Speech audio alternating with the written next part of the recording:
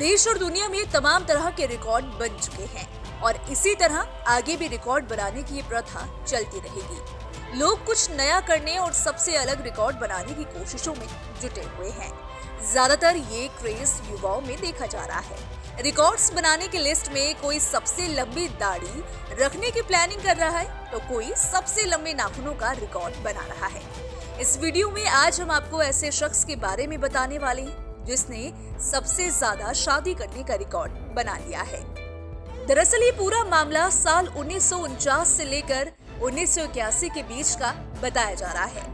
Guinness world record ने tweet कर एक वीडियो शेयर किया है। इस ट्वीट में जियोवन्नी विग्लियोटो की कहानी शेयर की गई है।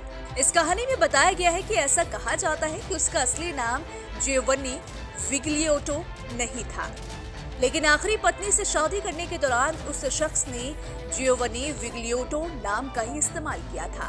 बिना तलाक लिए 100 से ज्यादा महिलाओं से शादी करने के चलते जियोवन्नी का नाम गिनीज वर्ल्ड रिकॉर्ड में दर्ज किया गया। इसके साथ ही उसने दुनिया में सबसे ज्यादा द्विविवाह करने का खिताब अपने नाम कर लिया। हालांकि हैरान करने वाली बात तो ये है कि उसकी कोई भी पत्नी एक दूसरे को नहीं जानती थी। यहाँ तक कि विग्लियोटो के बारे में भी काफी कम जानती थी। सभी शादियों को लेकर ऐसा कहा जाता है कि उसने अमेरिका के 27 अलग अलग राज्यों और 14 अन्य देशों में भी ये शादियां की। 53 साल की उम्र में वो पकड़ा गया था। बाद में उसने दावा किया कि उसका जन्म इटली के सिसिली में 3 अप्रैल 1929 को हुआ था।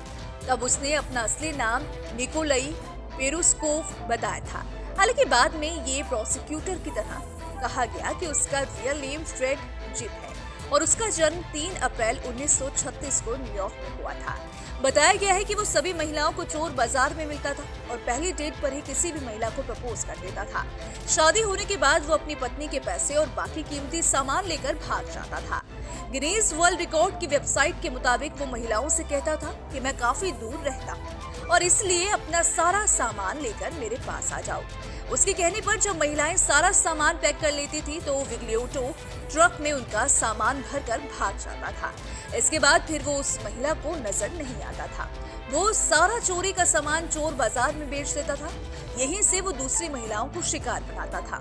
हालांकि पूरे मामले को लेकर उस पर कई पर शिकायतें भी दर्ज हुई, लेकिन कई शिकायतें होने के बावजूद वो अपने मकसद में कामयाब रहता था।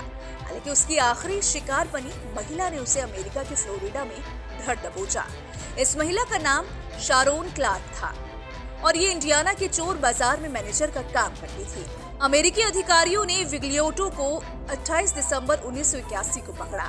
इसके बाद उसके खिलाफ जनवरी 1983 में मुकदमा शुरू हुआ।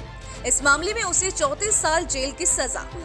उसमें 28 साल की सजा धोखाधड़ी और 6 साल की सजा एक से ज्यादा शादी करने के मामले में दी गई। उसने अपनी जिंदगी के आखिरी 8 साल एरिजोना स्टेट के जेल में बिताए और इसके बाद 61 साल की उम्र में ब्रेन हेमरेज की वजह से 1991 में उसकी मौत हो गई। बहरहाल आपकी इस खबर पर क्या प्रतिक्रिया है, हमें कमेंट बॉक्स में जरूर बताएं।